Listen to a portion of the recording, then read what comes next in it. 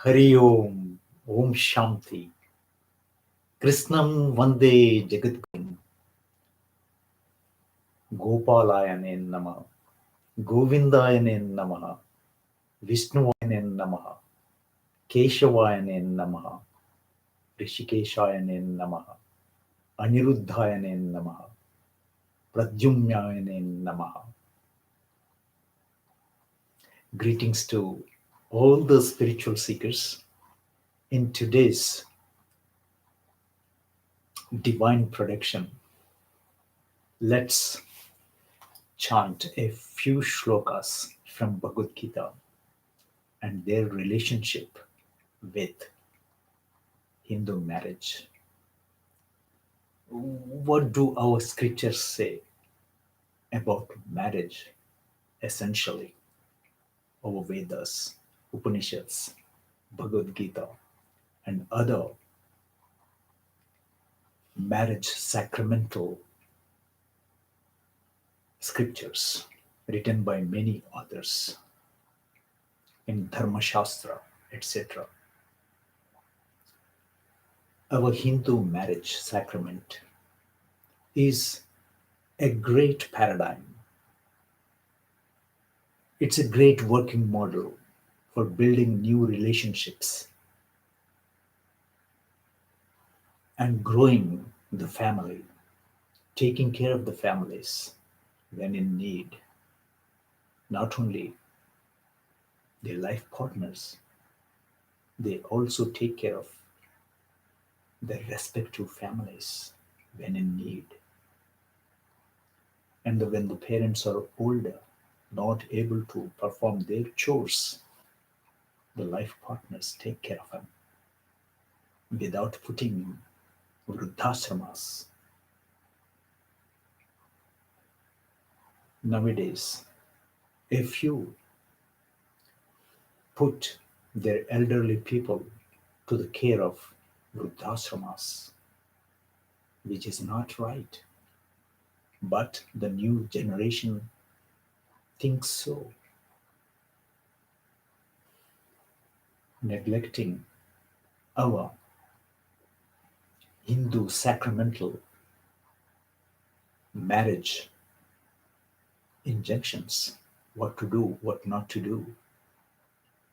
So, in this divine production, let's chant 2 to 3 Bhagavad Gita shlokas and learn from these shlokas as to what Lord Krishna says about him, what he says about marriage. And before that, let's summarize what Bhagavad Gita is all about. Gīkāram त्यागमयं स्यात् तकारं तत्त्वबोधकम्. In Gita, गीकारं त्यागमयं स्यात् तकारं तत्त्वबोधकम्. गीतावाक्यमिदं तत्त्वं गीतावाक्यमिदं तत्त्वं ज्ञेयं सर्वमुमुक्षुभिः. गीतावाक्यमिदं तत्त्वं ज्ञेयं सर्वमुमुक्षुभिः.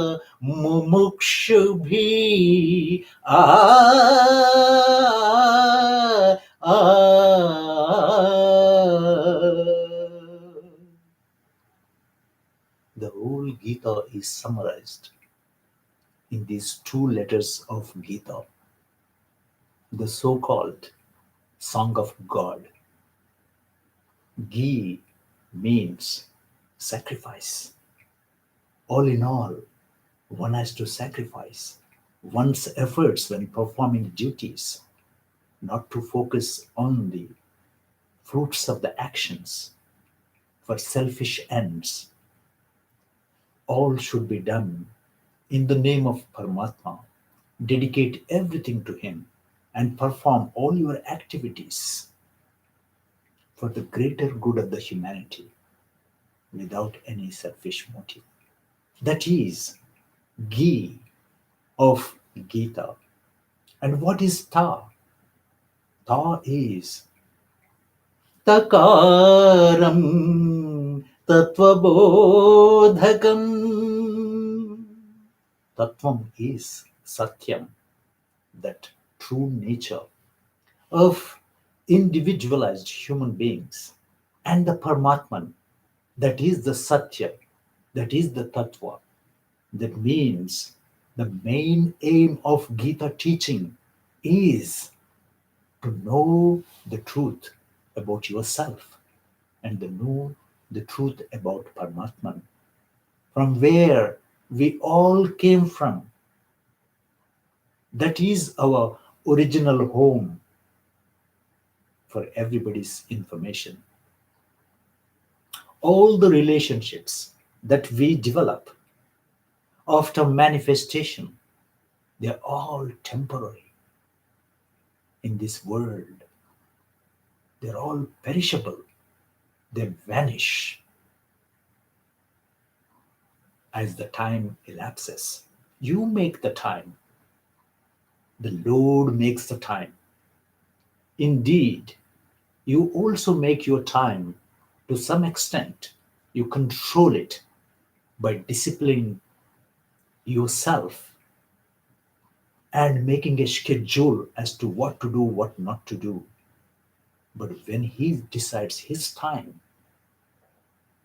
there is no other way. It's only the Paramatman's way that things happen according to His will. So that's that about Gita. It is sacrifice and knowing the truth. That's it.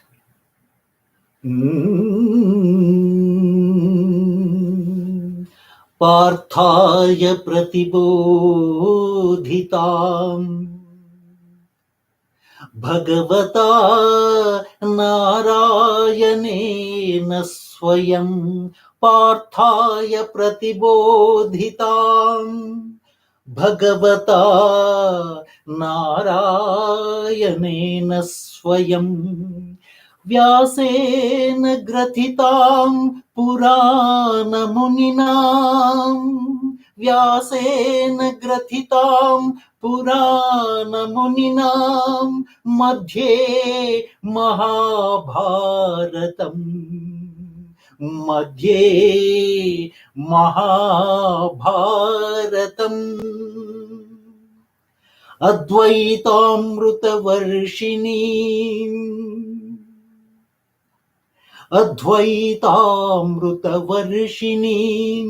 भगवतीम् अष्टादशाध्यायिनीम् Amba त्वाम् अनुसन्दधामि भगवद्गीते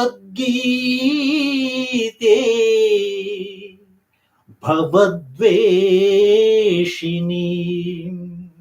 अम्बा त्वाम् अनुसन्दधामि भगवद्गीते भवद्वेषिणीम्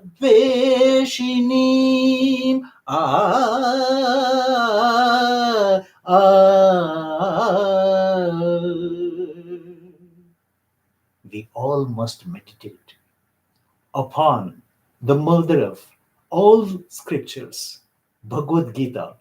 We must meditate. So I meditate on this mother.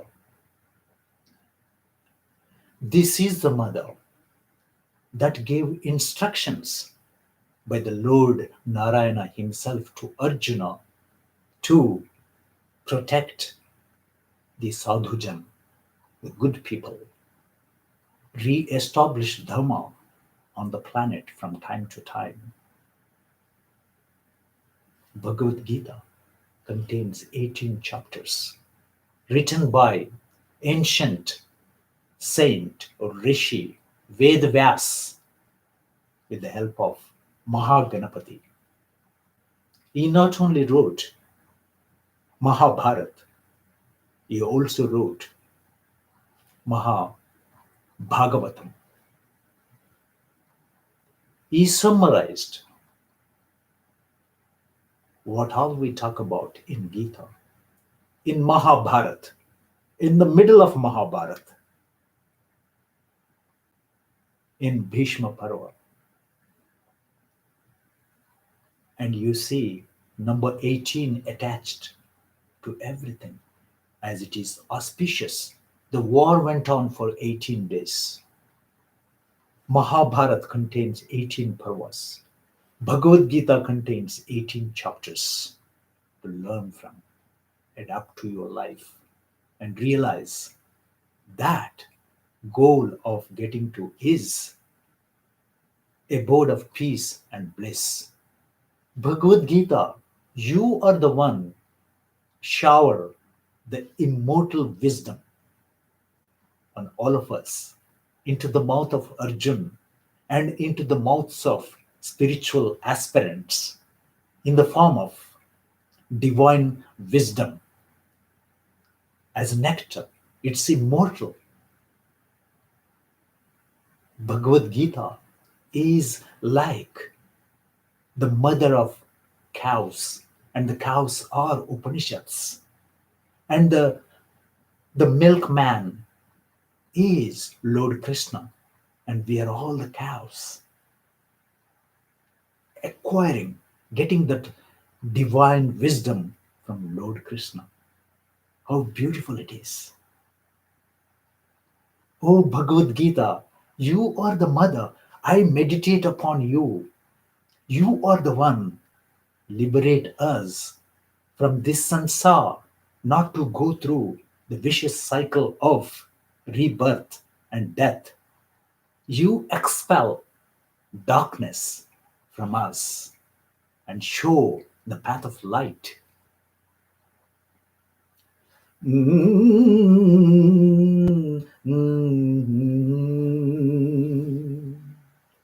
This is what essentially what Bhagavad Gita is all about. So now let's see what Lord Krishna says about the Hindu marriage. Not only Hindu, but also the marriages in all faiths, because he is the author of all the injunctions, what to do, what not to do. Remember this point. He knows everything, he is omniscient. Each and everyone's record. And that's how we get the results in the form of karmic reactions, as we are bound to the material energy. And we gotta go through until we realize our tattvam, that means the real nature, that satya. And then knowing the satya, the truth about the Almighty, in order to be at his lotus feet, serving him all the time and not thinking about Maya at all. That's what is the most sought after goal of humans.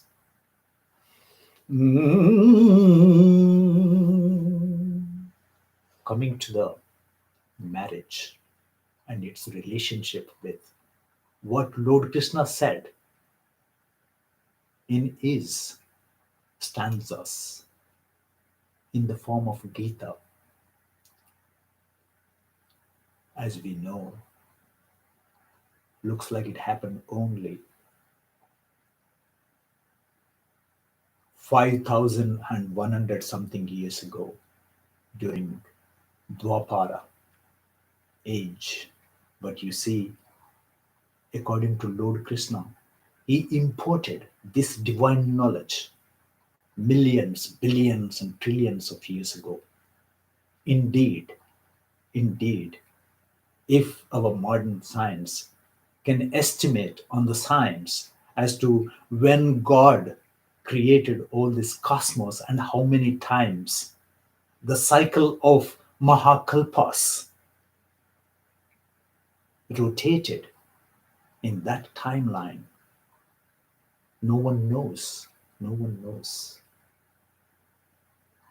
But trillions and billions of years ago, he imported this knowledge to Surya, the sun.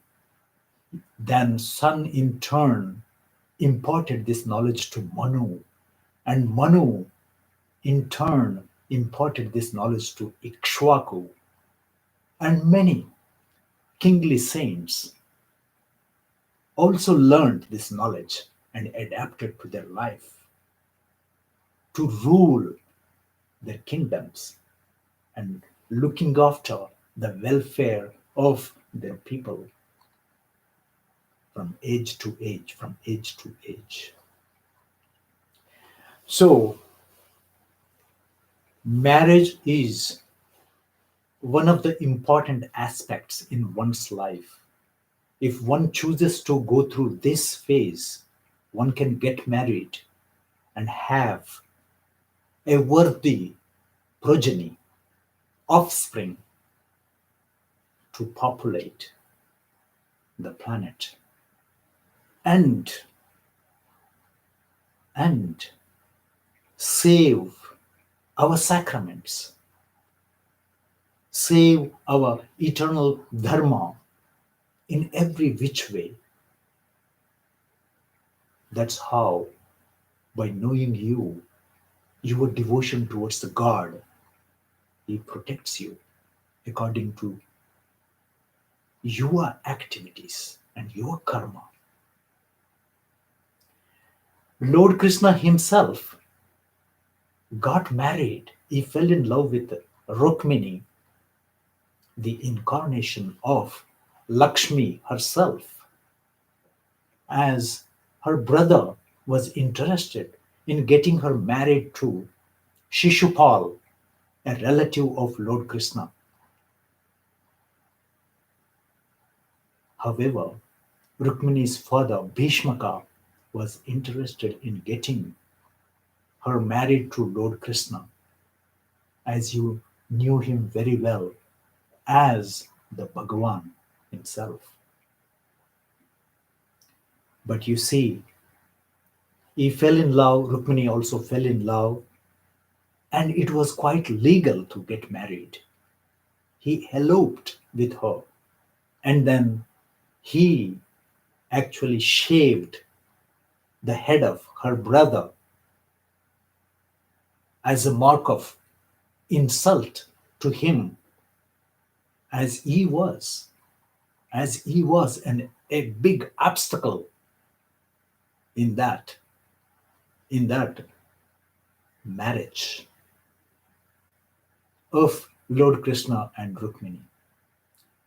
Lord Krishna also allowed Arjun and Subhadra to get married, as Balaram was opposing the proposal. He made it happen. So, all in all, Lord Krishna says that a man and woman, when they fall in love with each other mutually, they can get married, even if the elders do not approve of it. So it comes right from Lord Krishna. It is okay to get married. You are within the boundaries of injunctions set by Lord Krishna. However, when you get married, see to it that you stick to the marriage vows that you took along with your partner at the time of wedding, going through all the rituals thus in that ceremony. But you see, most of the people getting married nowadays, they do not pay attention to what the priest is chanting, what is meant by a particular ritual in, say, a dozen rituals, main rituals in a wedding. Nobody pays attention. They are on their phones, gadgets.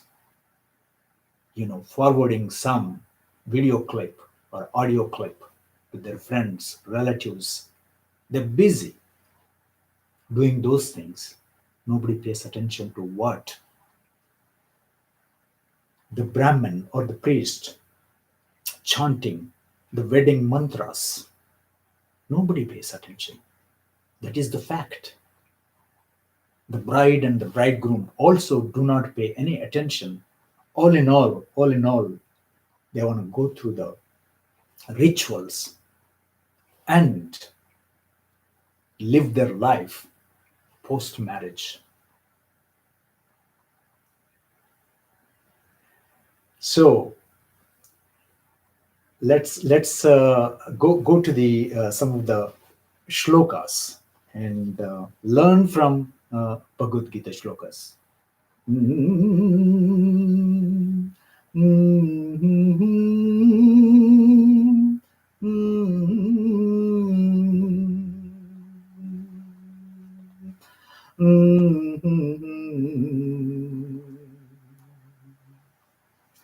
I need to explain a little bit about the main ritual at the time of tying the Mangal Sutra around the neck of the bride.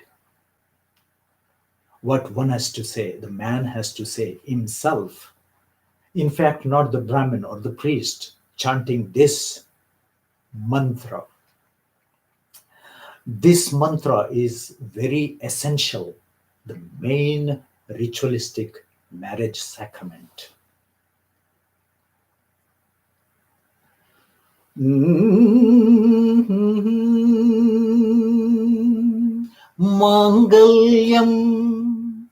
Mangalyam tantunanena mama jivana hetuna.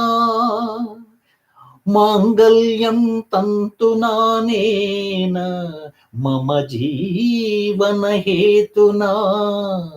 Kanthe badnami shubhage tvam.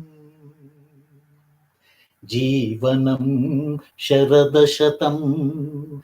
Kanthe badnami shubhage tvam. Jivanam sharadashatam.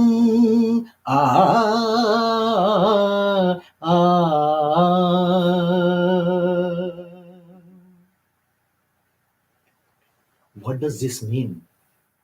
Mangalyam tantunanena mama jivana hetuna kante badnami shubhage tvam. Jivanam sharadashatam. What does it mean? This, oh damsel, oh beautiful lady, I am tying this auspicious thread around your neck for our longevity and my longevity and your longevity. My respect, prestige, and honor are in your hands. You can also say in our hands, but you see, particularly in the hands of the bride, after she becomes wife to the man, to the husband. She is the one plays a huge role in protecting honor, prestige, and respect of the family and the husband. Oh, damsel of great attributes, Shubhage Tvam, Kante Badnami, I am tying this sacred thread around your neck for auspicious things to happen to us. May we live for 100 seasons, starting right from this spring. Jivanam Sharadashatam. That's what it means. So this has to be uttered while The bridegroom ties the Mangal Sutra around the neck of the bride. When they chant themselves, they can understand the meaning of that particular mantra. Otherwise, the Brahman does it. Is the Brahman getting married? The Brahman has to understand the meaning of this marriage mantra? No, it's not like that at all. And then, other one, highly important one, which is following the dharma, earning wealth to support the family, fulfilling desires, material desires, and getting that moksha eventually. That means both the partners mutually and together growing on the path of spiritualism along with fulfilling your material desires successfully and having a great progeny, that offspring turn them into devotees of Lord Krishna or the Brahman. Dharme cha, dharme cha, arthe cha, kame cha, mokshe cha, nati charami. Dharme cha, arthe cha, kame cha, mokshe cha, nati charami.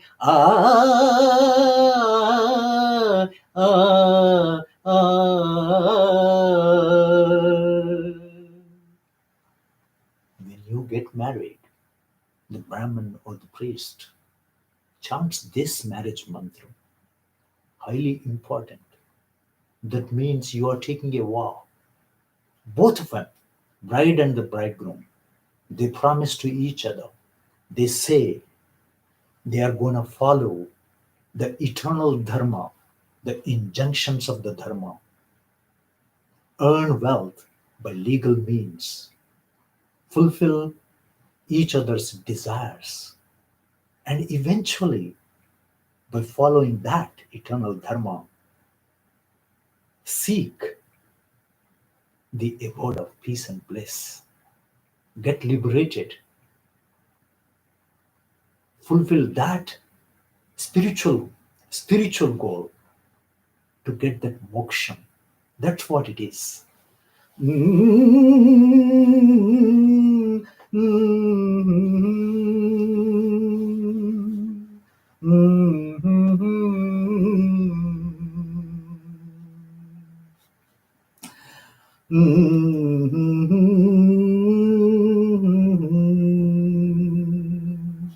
Hari Om.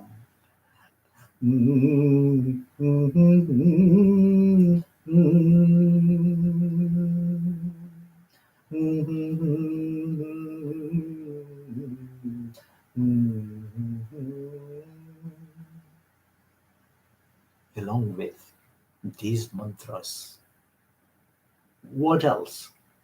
What else the partners need to do? They should not hide anything from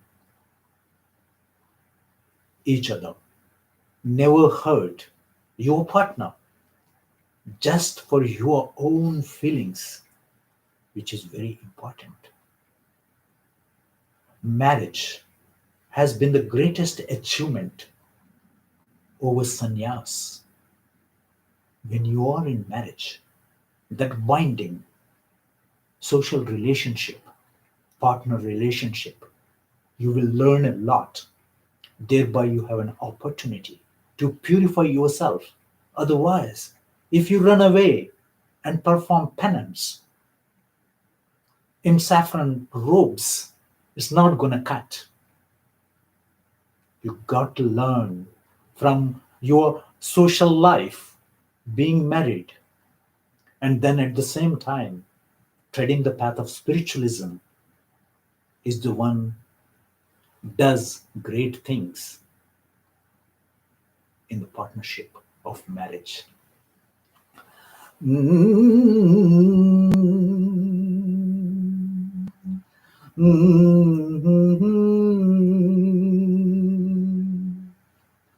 One can use marriage as far as one's consciousness goes to beget a child and grow him like the devotee of Lord Krishna.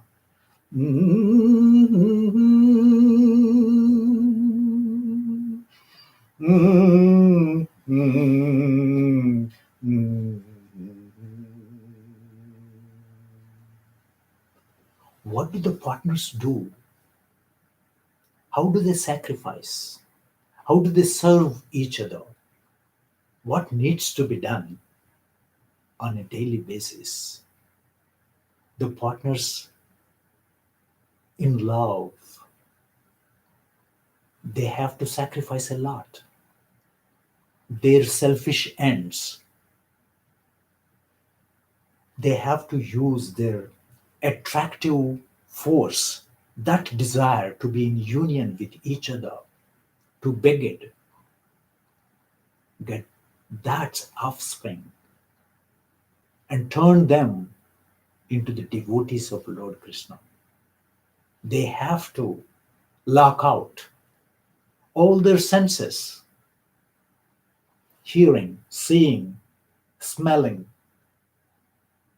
tasting, and touching, and various sounds, various sceneries, various fragrant smells, and various tasty food materials. They gotta sacrifice everything for taking care of each other, for a happy married life. That's what they gotta do. Shrotraadinindriyanyanne Shrotraadinindriyananye Samyamagnishu Juhvati Shabdadin Vishayananya Shabdadin Vishayananya Indriyagnishu Juhvati Indriyagnishu Juhvati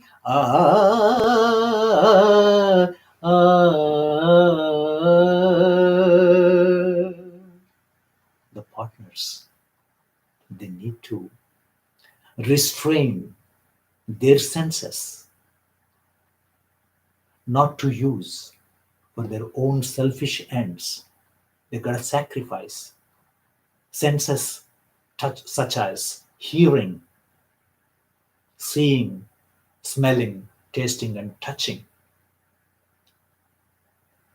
Others may sacrifice the sense of sound and the related objects in the fire of senses and divine knowledge for a successful marriage. Thus, fulfill your material and spiritual goals together while taking care of your extended family members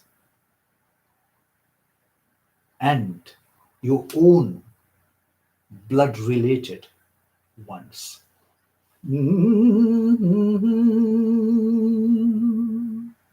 Let's come to another shlok from Opulence Yoga, Vibhuti Yoga, his richness, his sumptuousness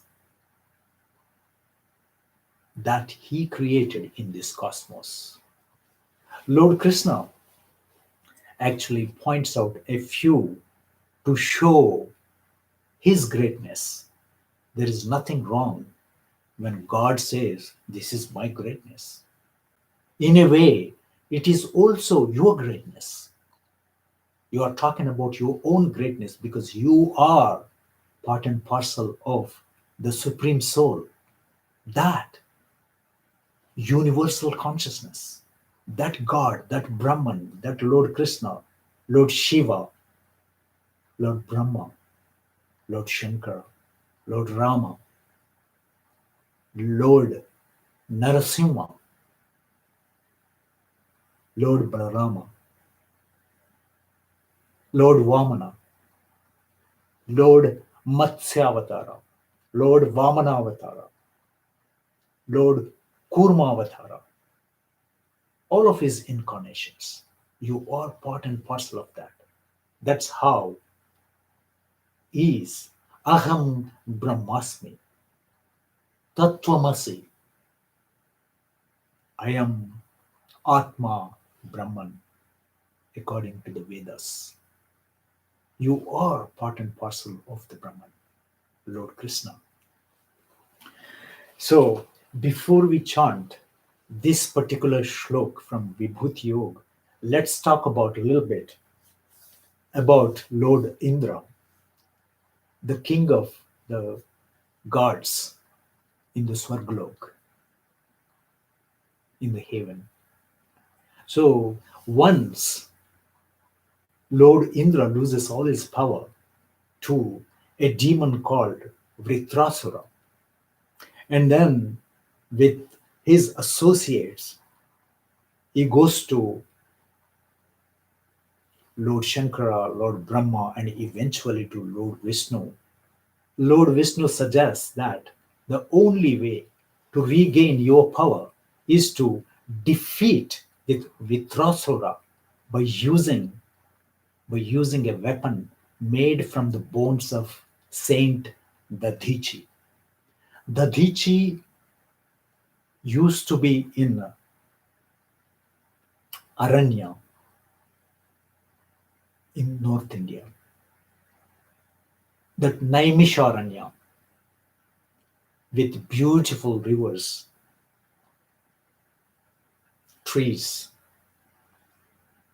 and temples, and a great number of rishis and their disciples. Then actually Indra, upon the suggestion of Lord Vishnu, goes to Dadichi and seeks his help. He says, Dadichi, saint, you gotta sacrifice your life for us to rule the Trilokas again.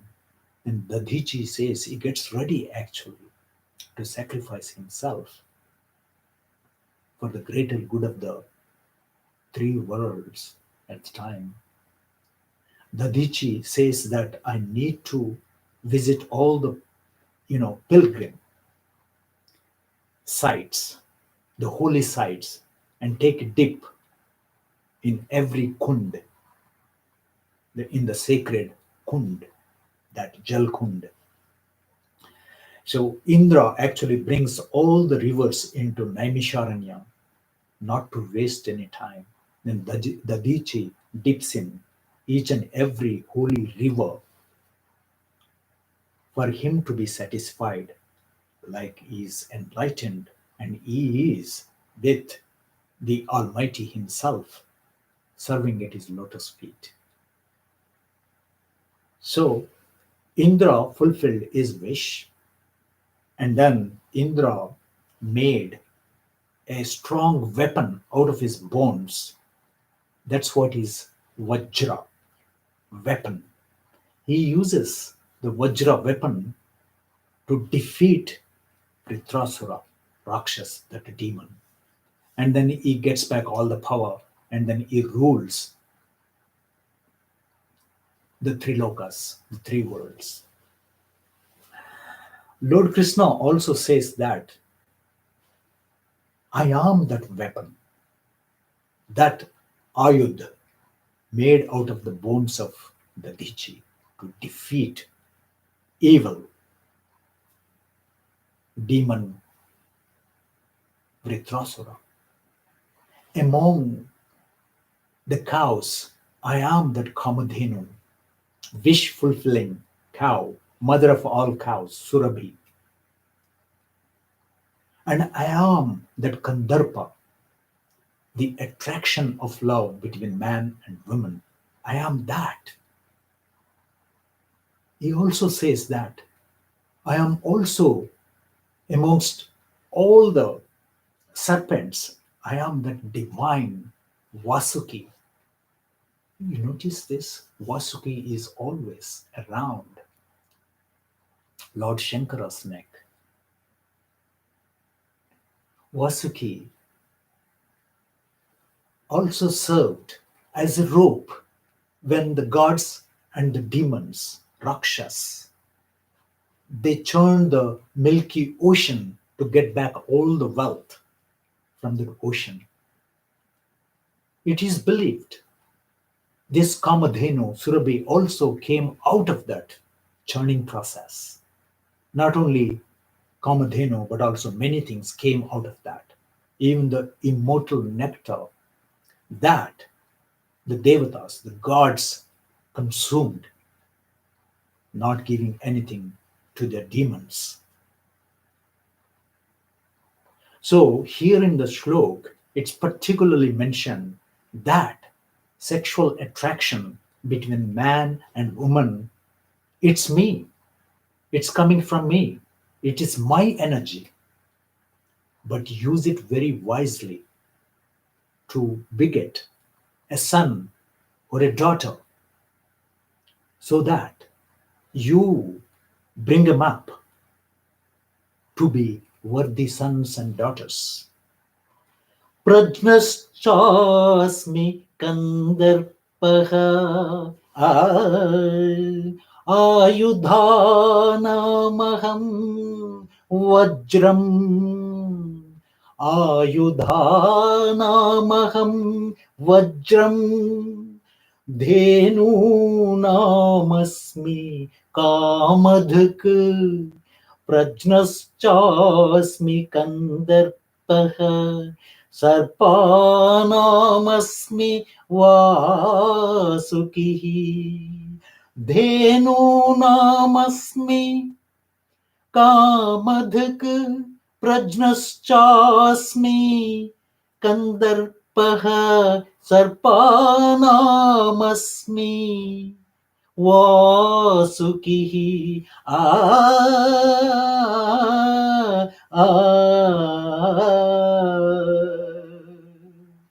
What does Lord Krishna mean by this stanza?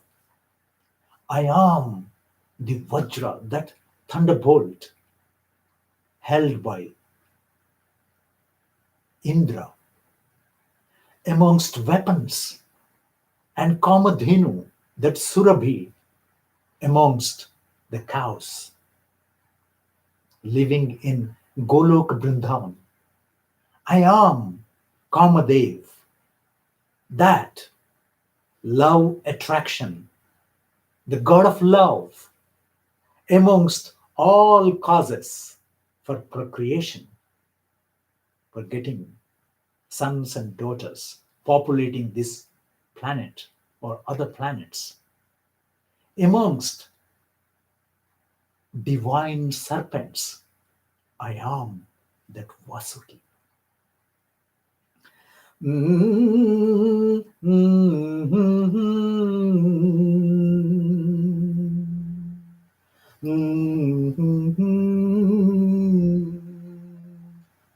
Coming to another relevant shlok with marriage sacrament. Lord Krishna says that if you get married legally, it is allowed. All aspects, they have to be in compliance with the Vedic injunctions. Do not go contrary to what the injunctions allow. I am that attraction between man and woman for getting your offspring. I am also the strength in the powerful beings for them to carry out their prescribed duties without having any moha or attachment or desire to enjoy themselves, but dedicating everything to the Lord and working for the greater good of the humanity.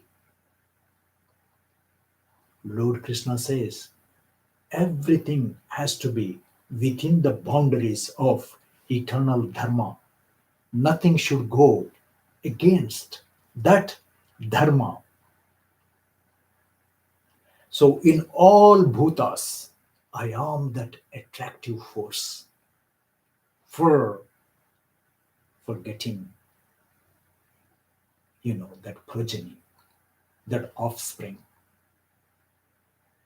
Balam balavatam chaham, balam balavatam chaham, कामराग विवर्जितम् कामराग विवर्जितम् धर्मा विरुद्धो भूतेषु कामोऽस्मि भरतर्षभा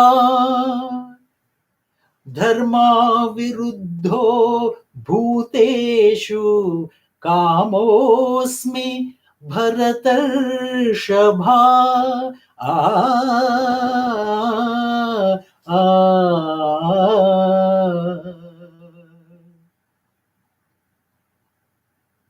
What does he say through this stanza? Oh, best of Bharatas, in strong persons, I am their strength, devoid of desire and passion. I am that sexual activity, not conflicting with virtue or scriptural injunctions. That's what he meant in this stanza.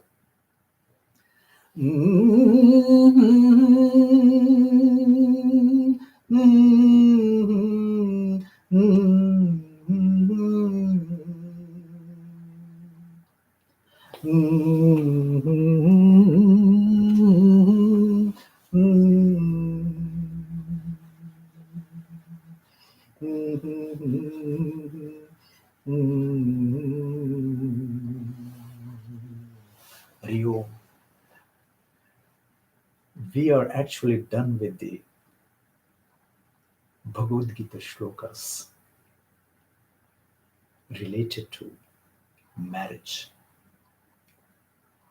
Not many shlokas deal with marriage aspects. But you see, this is good enough.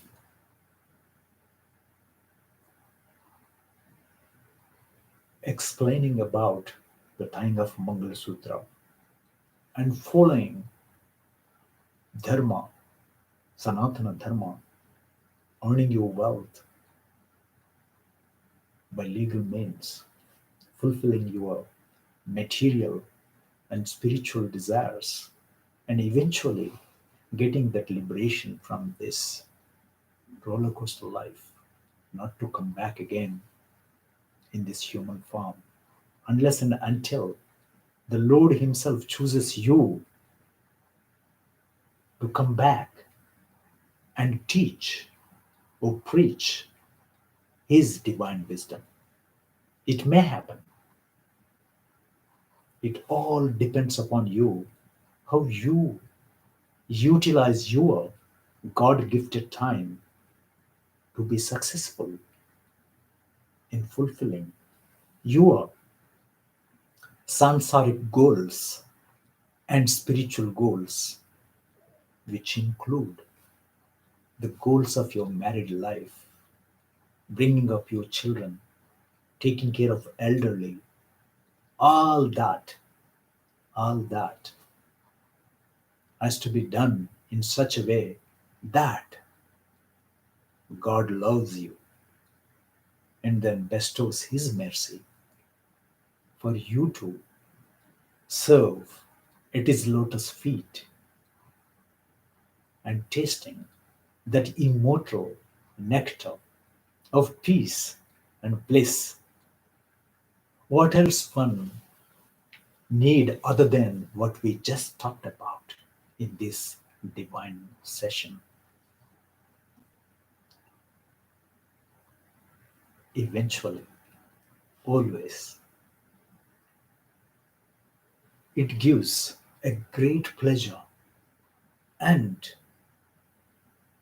the hairs actually stand on their ends, get goosebumps when you utter this shlok, the last shlok uttered by Sanjaya in the 18th chapter, when he expressed his opinion after seeing the Aziz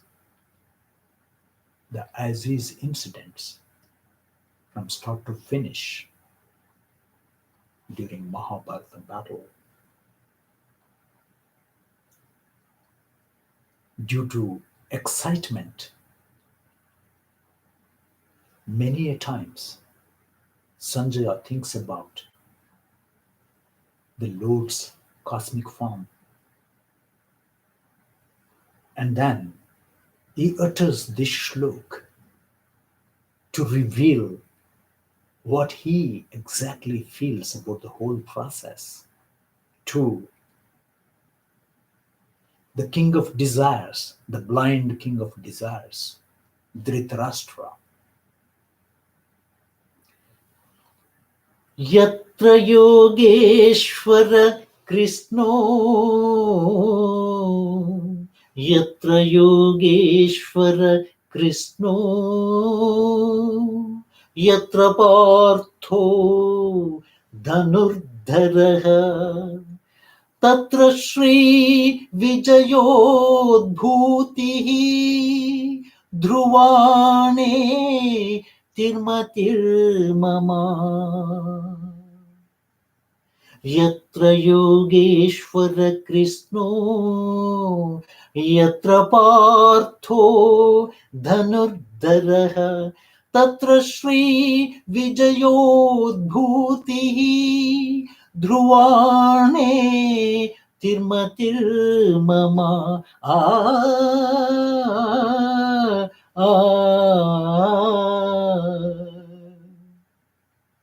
Wherever there is Lord Krishna, the spiritual master, Jagat Guru, Lord Krishna, and the ambidextrous archer, Arjun. And also, you must become like Arjun. Get the qualities like Lord Krishna. Then it is guaranteed that you can find abundant opulence, wealth, victory, power in every walk of life. You get social, political, and economic justice.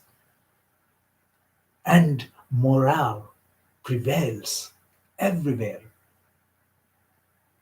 All the people, they follow moral codes and conduct themselves according to the injunctions that they are preached by the gurus, the bona fide gurus, the true ones though.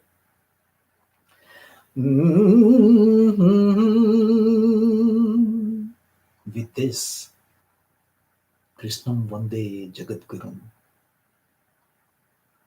Swasti.